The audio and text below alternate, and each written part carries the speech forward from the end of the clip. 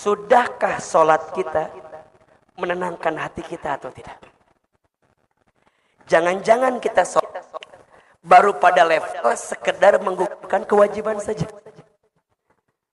Betul apa betul?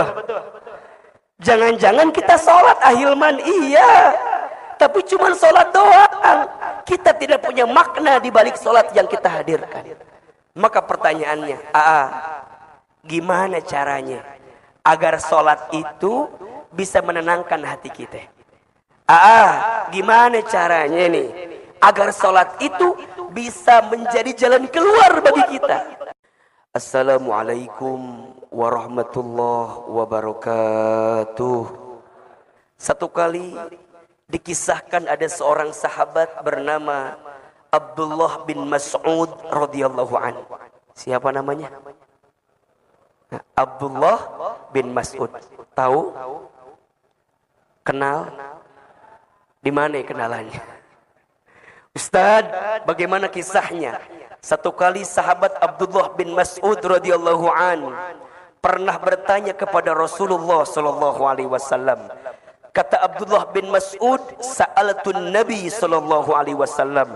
Saya pernah bertanya kepada Nabi sallallahu alaihi wasallam. Qala, apa kata Abdullah bin Mas'ud? Ya Rasulullah, ayyul amali ahabbu ila Allah taala. Ya Rasulullah, amal apa yang paling dicintai oleh Allah? Apa pertanyaannya? Amal apa yang paling dicintai oleh Allah? Sekarang Ustadz mau tanya ini. Bapak Ibu, kalau kita ingin dicintai oleh seseorang, maka rumusnya adalah lakukan apa yang dicintai oleh seseorang itu. Betul apa betul? Iya apa ya? Ini teman-teman nih, para jamaah, kalau ingin dicintai sama Ayahanda Wahidin Halim, maka rumusnya lakukan apa yang dicintai oleh Ayahanda. Betul apa betul? Maka sama, kalau kita ingin dicintai oleh Allah, bahkan bukan hanya dicintai, tapi ingin menjadi orang yang paling dicintai oleh Allah. Ini pertanyaan sahabat mulia Abdullah bin Mas'ud radhiyallahu anhu. Ya Rasulullah, amal apa yang paling dicintai oleh Allah? Qala, Rasulullah sallallahu alaihi wasallam menjawab, yang pertama, itu ala waktiha, salat di awal waktunya. Apa yang pertama? Salat di awal waktu atau salat pada waktunya. Qala thumma ay. Kemudian sahabat Abdullah bin Mas'ud nanya lagi, ya Rasulullah, kemudian apa lagi? Kemudian apa lagi?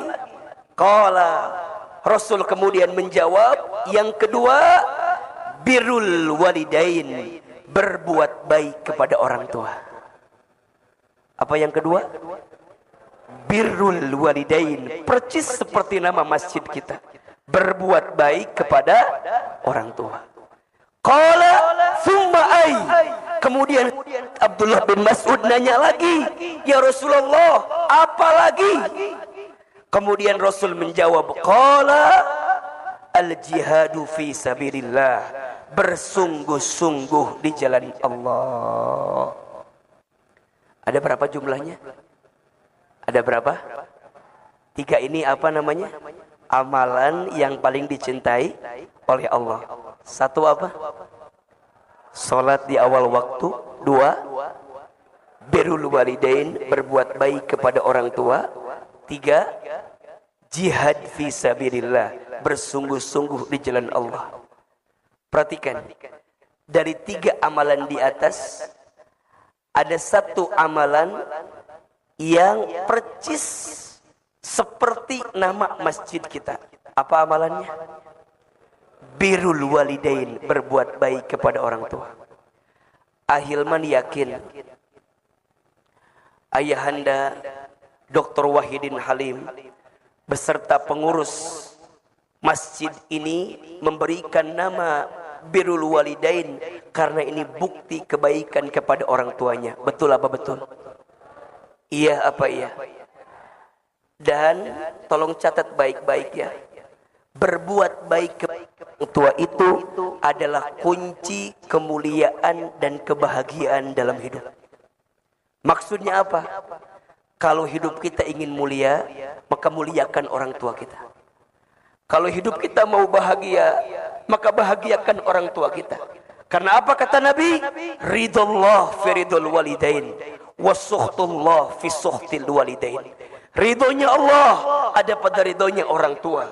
Murka bencinya Allah ada pada murka benci orang tua. Saya kalau banyak ditanya sama orang, Ahilman sekarang bisa ceramah di TV, alhamdulillah. Saya akan jawab bukan karena hebatnya saya, tapi karena hebatnya doa orang tua saya. Ahilman sekarang dapat kesempatan berdakwah, bahkan dengan izin Allah pernah berdakwah ke Amerika, ke Kanada. Saya akan jawab bukan karena hebatnya saya, tapi karena hebatnya doa orang tua saya.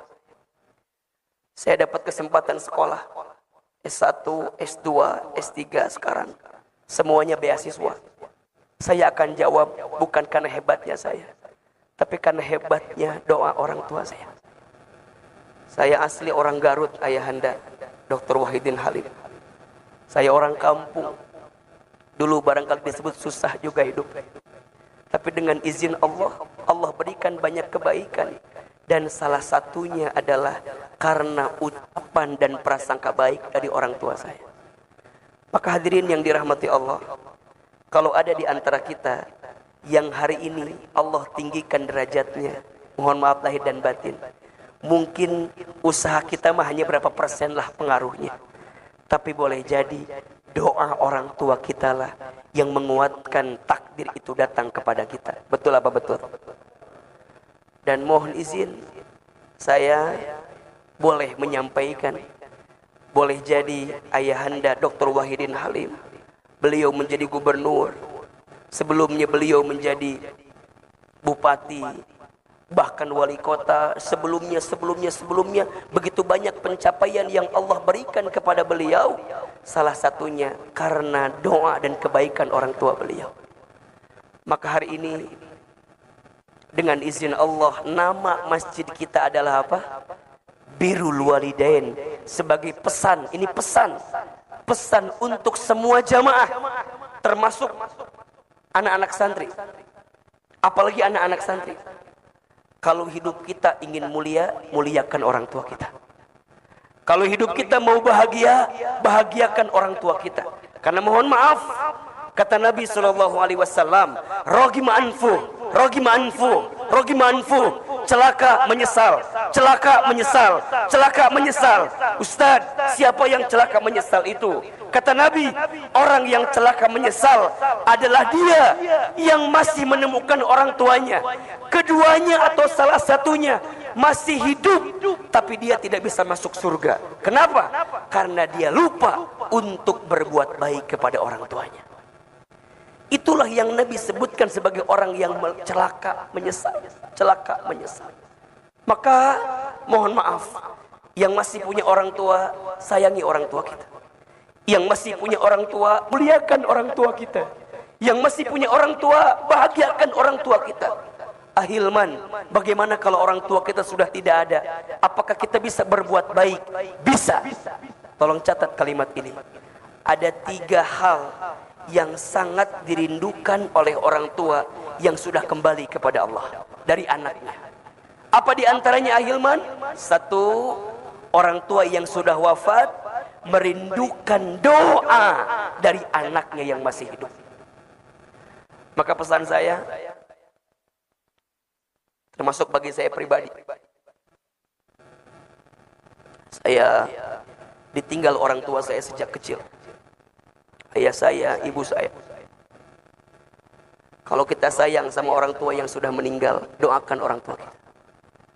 Apa di antaranya Ahilman? Bacakan istighfar untuk orang tua kita yang sudah meninggal. Satu kali dikisahkan, ada seseorang yang sudah di alam kubur, kemudian hisabnya diringankan, bahkan dihilangkan. Orang itu kemudian bertanya, Wahai malaikat Munkar Nakir, kenapa siksa kuburku hilang? Kenapa siksa kuburku berkurang? Apa jawaban malaikat? Ya, aku kurangi siksamu, aku hilangkan siksamu. Kenapa? Karena aku menyaksikan ada di antara anakmu yang membacakan istighfar untukmu. Maka ada satu doa yang langsung diabadikan dalam Al-Quran, doa untuk orang tua kita. Hafal apa enggak doanya? Rabbighfirli wali walidayya warhamhuma kama rabbayani shaghira. Apa artinya? Rabbighfirli, ya Allah ya Tuhanku, ampuni dosaku. Wali walidayya, dan dosa kedua orang tuaku. Warhamhuma, dan sayangilah kedua orang tua kami ya Allah, keduanya. Kama rabbayani shaghira, sebagaimana mereka menyayangi kami sejak kami kecil. Maka ini pesan. Yang pertama, doakan orang tua kita. Karena orang tua yang ada di alam kubur menanti doa dari anaknya. Wabil khusus istighfar dari anaknya. Mohon maaf, mungkin orang tua kita ilmunya kurang. Mungkin dulu orang tua kita ibadahnya kurang. Karena apa? Karena sibuk ngurusin kita. Karena sibuk banting tulang mencari nafkah untuk kita. Maka jangan pernah sesali keadaan orang tua kita. Jangan pernah menghina keadaan orang tua kita.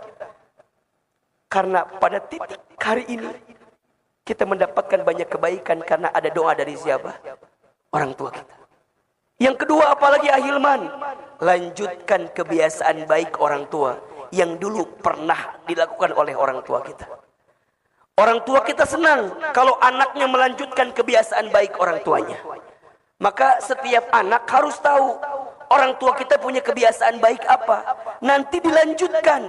Jangan sampai terputus walaupun orang tua sudah kembali kepada Allah Subhanahu wa ta'ala. Maka kata Nabi, ada 3 amalan yang tidak akan terputus ketika orang meninggal. Yang pertama, sedekah jariyah. Yang kedua, ilmu yang bermanfaat. Dan yang ketiga, anak soleh yang mendoakan. Maka yang kedua, lanjutkan kebiasaan baik orang tua kita. Dan yang ketiga, apa? Orang tua merindukan dari anaknya sedekah dari anaknya yang diniatkan untuk orang tuanya. Jadi kalau sekarang kita punya harta dilebihkan dalam hidup ini, ayo sedekah. Niatin buat siapa? Orang tua kita. Ustaz, akan sampai atau tidak? Sampai. Satu kali dikisahkan, ada seorang sahabat bernama Sa'ad bin Ubadah radhiyallahu an. Beliau bertanya kepada Nabi SAW, ya Rasulullah, aku ingin berbuat baik kepada ibuku. Iya, tapi ibuku sudah wafat. Apakah aku bisa berbuat baik? Kata Nabi, bisa. Saat bertanya lagi, bagaimana caranya? Kata Nabi, bersedekahlah atas nama ibumu. Sedekah apa ya Rasulullah? Kata Rasulullah, sedekah air. Bagaimana maksudnya ya Rasulullah? Maksudnya bangunkan sumur atas nama ibumu. Selama sumur itu mengalir, pahalanya sampai untuk siapa? Ibumu yang sudah wafat. Kalau ada rezeki, bangun masjid. Kalau ada rezeki, bangun sekolah. Kalau ada rezeki, bangun pesantren. Kalau ada rezeki, bangun rumah sakit. Setiap kebaikan itu akan mengantarkan pahala untuk siapa? Orang tua kita yang sudah meninggal. Jelas atau tidak? Jelas atau tidak? Baik. Ini pendahuluan. Ini belum mulai ceramah kita, belum ya. Ini baru apa? Pendahuluan. Jadi yang kedua saya sampaikan, takzim sekali Ayahanda Wahidin Halim dengan masjid namanya Birrul Walidain. Mudah-mudahan masjid ini mengingatkan kita untuk terus berbuat baik kepada siapa? Kedua orang tua kita. Yang ketiga, kita akan bahas tema kita pagi ini adalah agar sholat menenangkan hati. Agar sholat menenangkan hati. Sholat itu tiangnya agama. Betul apa betul? As-sholatu imaduddin. Salat itu tiangnya agama. Dalam satu bangunan, tiang itu penting atau tidak? Saya tanya, dalam satu bangunan tiang itu penting atau tidak? Penting aja, penting banget. Cius. Mie apa? Mie ayam. Bangunannya mewah, tiangnya roboh. Apa yang terjadi? Hancur. Bangunannya bagus, tiangnya rapuh. Apa yang terjadi? Hancur. Betul? Kalau bahasa kita nih, orang penampilannya gagah, penampilannya bagus, tapi tidak sholat. Apa yang terjadi? Hancur. Maka apa kata Nabi dalam hadis yang lain? Inna awwala ma yuhasabu bihil abdu yaumal qiyamah as-salat. Sesungguhnya perkara pertama yang akan dihisab ketika nanti hari kiamat salat. Fa in saluhat salaha kulluh, fa in fasadat kulluh. Jikalau baik salatnya, baik seluruh amalnya. Tapi jika rusak salatnya, maka rusak seluruh amalnya. Jadi kalau Ahilman tanya, salat itu penting atau tidak? Penting aja, penting banget. Penting aja, penting banget. Cius, mie apa? Mie goreng ya. Mie ayam udah, sekarang mie goreng ya.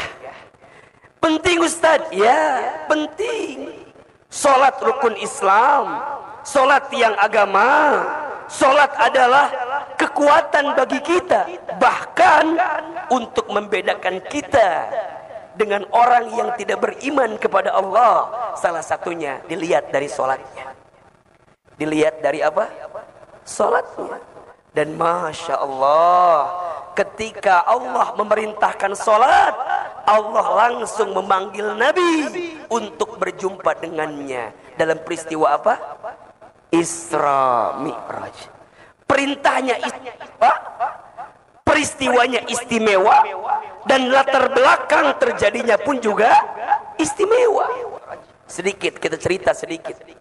Bapak Ibu kan tahu ya, sering dengar kalau peristiwa Isra Mi'raj yang terjadi pada Nabi SAW itu berangkat dari sebuah peristiwa sebelumnya. Apa?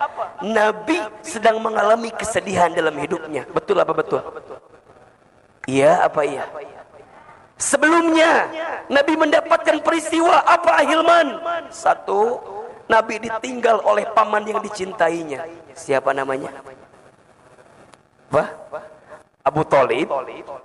Dan yang kedua, Nabi ditinggal oleh istri tercintanya. Siapa namanya? Khadijah. Dua orang ini, Masya Allah, dua orang yang paling bela Nabi, dua orang yang paling mencintai Nabi, dan dua orang pula yang sangat dicintai oleh Nabi SAW. Pamannya Abu Thalib adalah pamannya yang mengurus Nabi dari sejak kecil. Setelah ibunya wafat, diasuh oleh kakeknya. Kakeknya wafat, diasuh oleh pamannya Abu Thalib. Banting tulang, tulang banting, kaki di kepala, kepala di kaki. Pamannya Abu Thalib mengurus Nabi SAW. Mengajarkan mengembala, mengajarkan berdagang, mengajarkan banyak hal kepada diri Nabi SAW. Diurus sejak kecil, dibesarkan sejak kecil. Maka wajar ketika pamannya wafat, Nabi sedih apa tidak? Sedih apa tidak? Sedih. Orang yang mengurus sejak kecil Ustaz dia.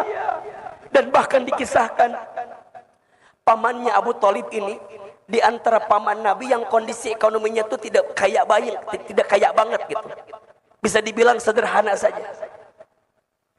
Coba ibu bayangkan, bapak bayangkan, baginda Nabi itu tinggal bersama seorang paman yang kondisi ekonominya tidak kaya.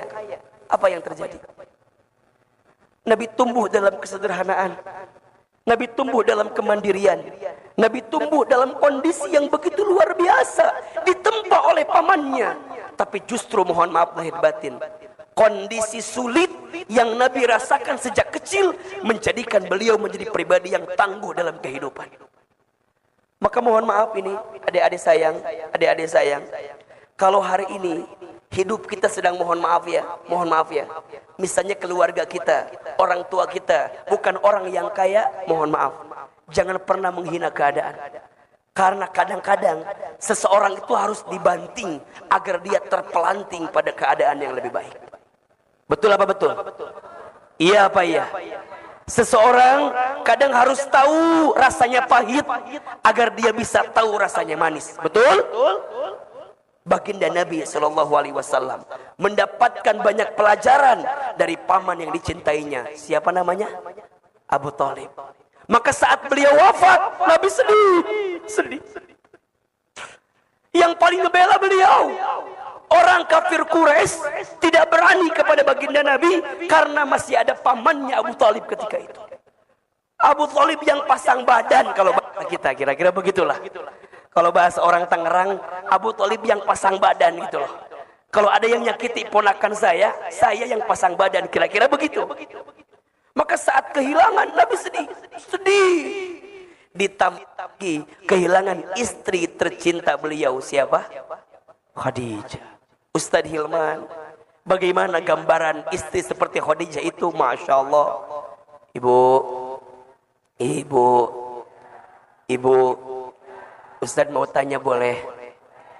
Ibu mau tidak punya suami seperti Rasulullah? Mau? Ibu ngaca apa enggak?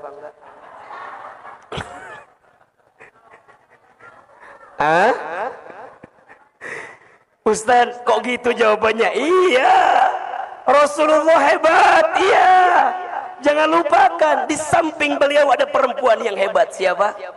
Khadijah. Insyaallah. Ustaz, ada cerita apa yang bisa dibagikan kepada kita? Masya Allah. Ibu sayang, ayahanda yang dirahmati Allah, Khadijah itu seorang istri yang paling bisa menguatkan sosok Nabi Muhammad sallallahu alaihi wasallam. Satu kali dikisahkan, boleh saya cerita? Baginda Rasul itu sedang bertahanus di Gua Hira, sedang berdiam diri di mana? Di Gua Hira. Tiba-tiba apa? Datang suara mengatakan kalimat Iqra, Iqra, Iqra. Yang datang siapa? Lihat ke kanan, gak ada orang. Ke kiri, gak ada orang. Ke depan, gak ada orang. Ke belakang, gak ada orang. Pas lihat ke atas, ada makhluk putih besar. Siapa yang datang? Malaikat Jibril. Apa kata Nabi? Ma Nabi Qari, saya tidak bisa baca. Ternyata waktu itu datang Jibril memberikan wahyu yang pertama. Surat apa? Al-Alaq. Kalau orang di atas sebutnya surat Iqra. Namanya surat apa? Al-Alaq. Ma Nabi Qari, saya tidak bisa baca. Jibril kemudian selesaikan 5 ayat pertama surat Al-Alaq. Iqra bismi rabbikal ladzi khalaq. Khalaqal insana min 'alaq. Iqra wa rabbukal akram alladzi 'allama bil qalam 'allamal insana ma lam. 5 ayat selesai. Nabi ketakutan apa tidak? Bulu kuduknya merinding, tubuhnya bergetar, kakinya ketakutan, takut. Ibu nggak usah jauh-jauh lah.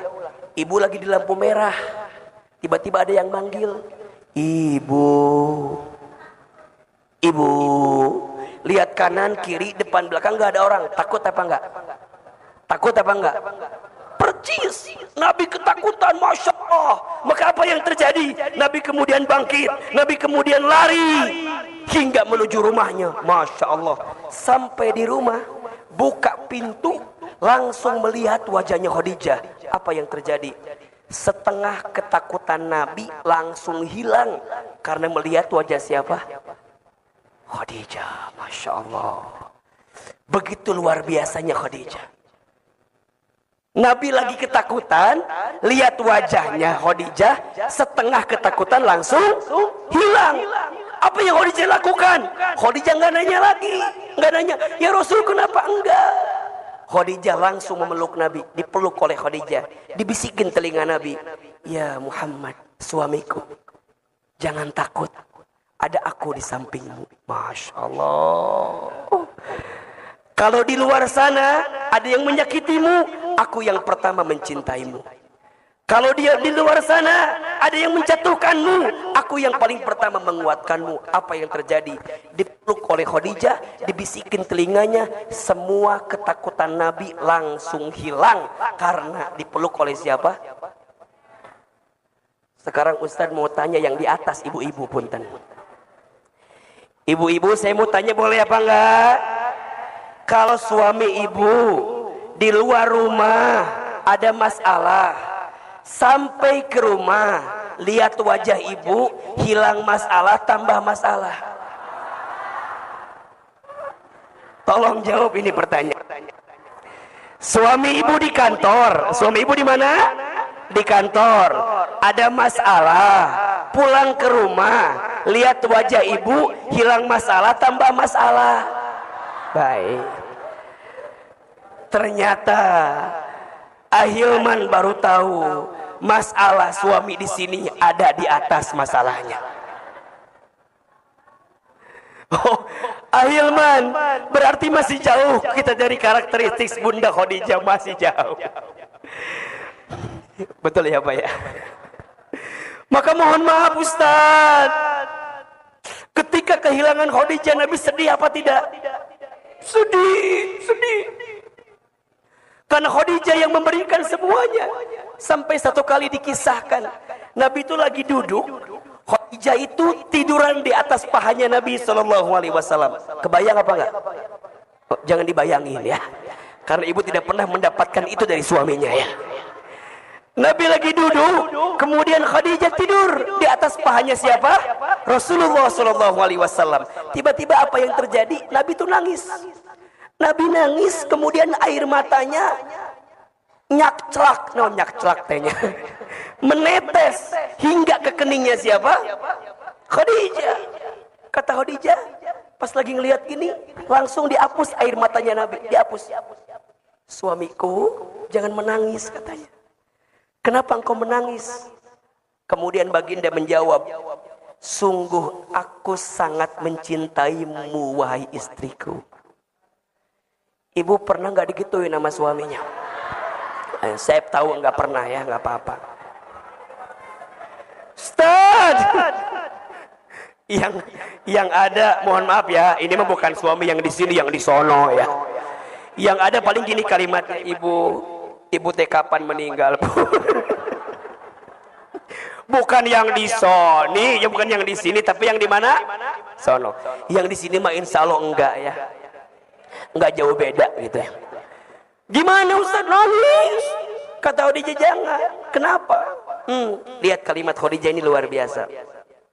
Ya Rasulullah, kalau seandainya nanti aku wafat dan engkau akan berdakwah keluar sana, sedangkan engkau tidak punya lagi biaya untuk berdakwah, maka kata Khadijah, tolong gali kuburanku dan jadikan tulang belulangku untuk mendukung dakwahmu ya Rasulullah.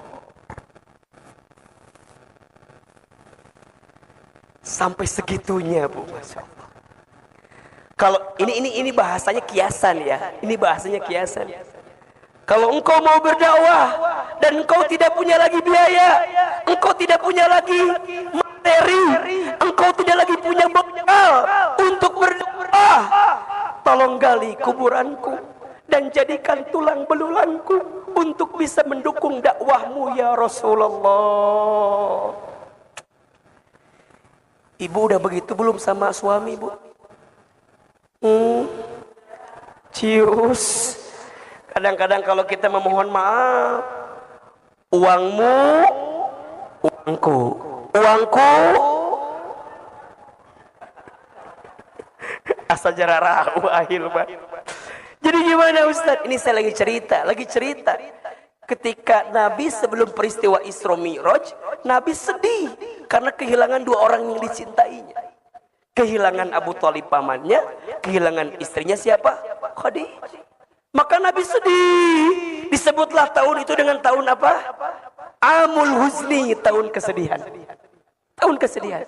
Maka dengan izin Allah, singkat cerita, Allah berikan kekuatan kepada Nabi dengan peristiwa namanya apa? Isra Mi'raj. Apa itu Isra Mi'raj, Ahilman? Isra diperjalankannya baginda Nabi dari Masjidil Haram kemana? Masjidil Aqsa. Kemudian Mi'raj. Apa itu Mi'raj? Diangkatnya baginda Nabi dari Aqsa menuju Sidratul Muntaha. Peristiwa Isra disebutkan di surat Al-Isra ayat 1. Peristiwa Mi'rajnya disebutkan di surat An-Najm ayat 1 sampai 18.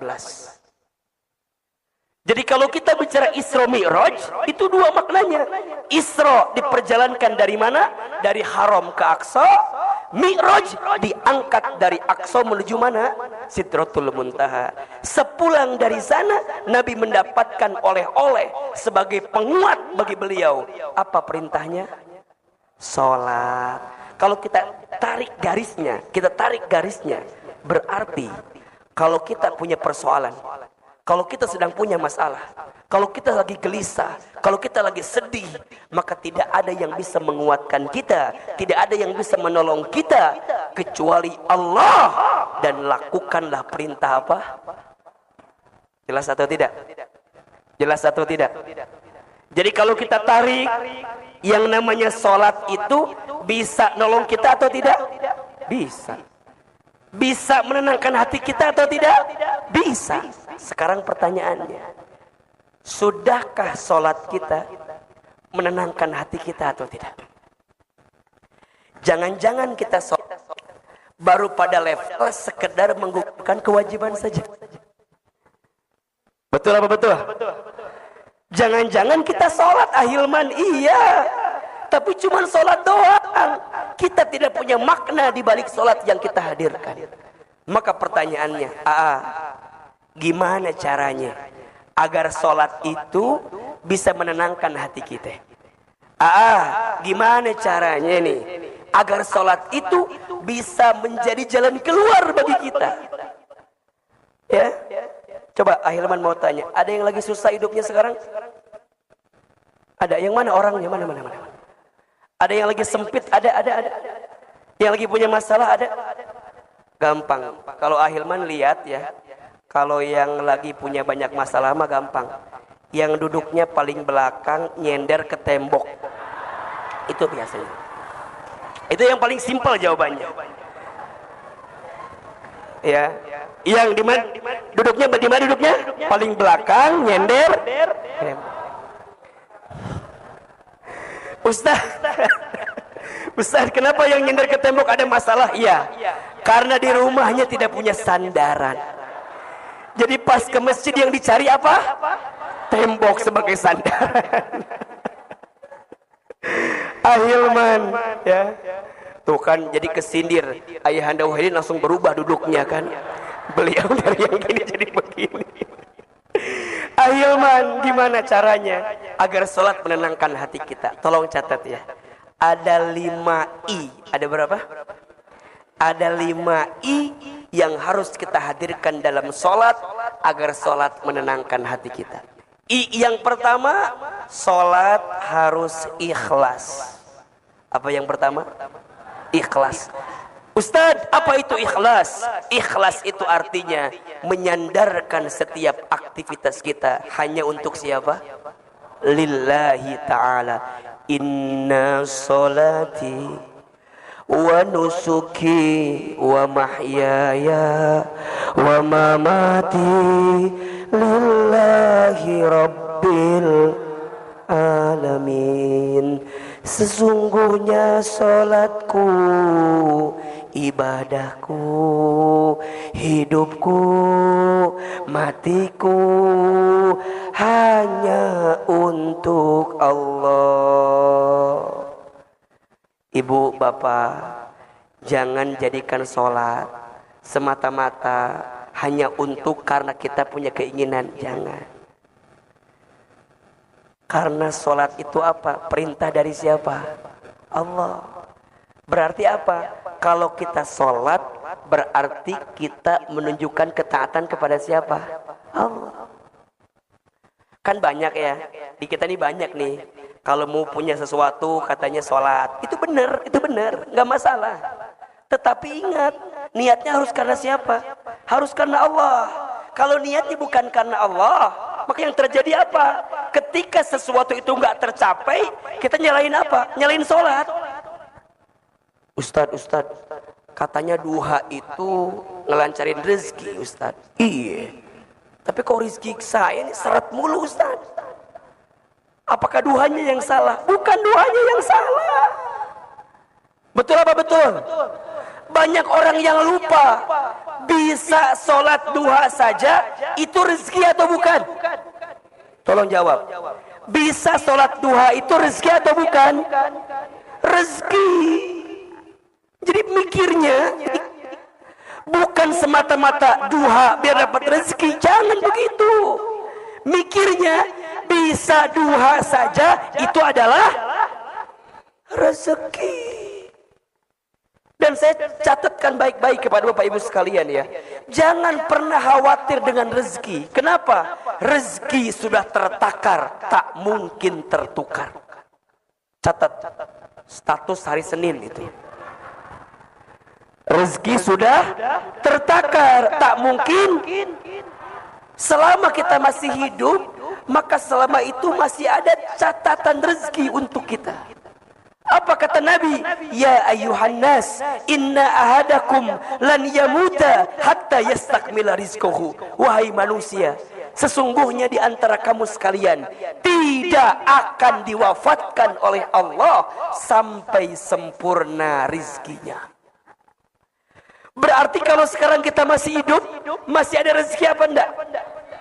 Kalau sekarang kita masih hidup nih, kita masih dikasih umur nih, masih bisa bergerak nih, masih bisa bernafas nih, masih ada rezeki atau tidak? Jangan takut. Tapi harus ikhtiar. Harus apa? Ikhtiar. Ingat, ikhtiar itu ada dua. Satu ikhtiar bumi, dua ikhtiar langit. Ikhtiar buminya kerja, ikhtiar langitnya apa? Tingkatkan ketakwaan kita kepada Allah. Harus kerja, harus usaha, harus bisnis. Jangan diam. Kenapa? Perintah Allah. Makanya Ustaz paling kesel sama orang yang bikin status akan indah pada waktunya. Apa statusnya? Akan indah pada usaha kagak mau, dagang kagak mau, silaturahmi kagak mau, ketemu sama orang kagak mau, jualin produk kagak mau, suruh sholat gak mau, sholat subuh kesiangan, malam tidur, pagi-pagi bangun-bangun bikin status. Apa statusnya? Akan indah pada waktunya. Tuh nyambung. Akan indah pada waktunya itu hanya berlaku bagi dia yang berusaha. Betul apa betul? Berarti rezeki atau bukan? Rezeki sebagai bentuk ketakwaan kita kepada Allah. Dan apa janji Allah kepada kita? Wa may yattaqillaha yaj'al lahu makhraja wa yarzuqhu min haitsu la yahtasib. Dan barang siapa yang bertakwa kepada Allah, maka Allah akan tunjukkan jalan keluar kepadanya. Dan Allah limpahkan rezeki dari jalan yang tidak disangka-sangka. Maka poin pertama, agar sholat menenangkan hati kita, kudu apa? Ikhlas. Karena siapa? Karena Allah. Berarti apa? Kita tes sholat karena kita butuh sama siapa? Allah. Jangan jadikan sholat sebagai sesuatu yang memberikan beban kepada kita, jangan. Tapi jadikan sholat sebagai kebutuhan untuk kita. Kalau kita lapar harus apa? Makan. Kalau kita haus harus apa? Minum. Kalau kita capek harus apa? Istirahat. Sama. Kalau hati kita gelisah, sholat. Kalau hidup kita susah, sholat. Kalau hati kita sempit, sholat.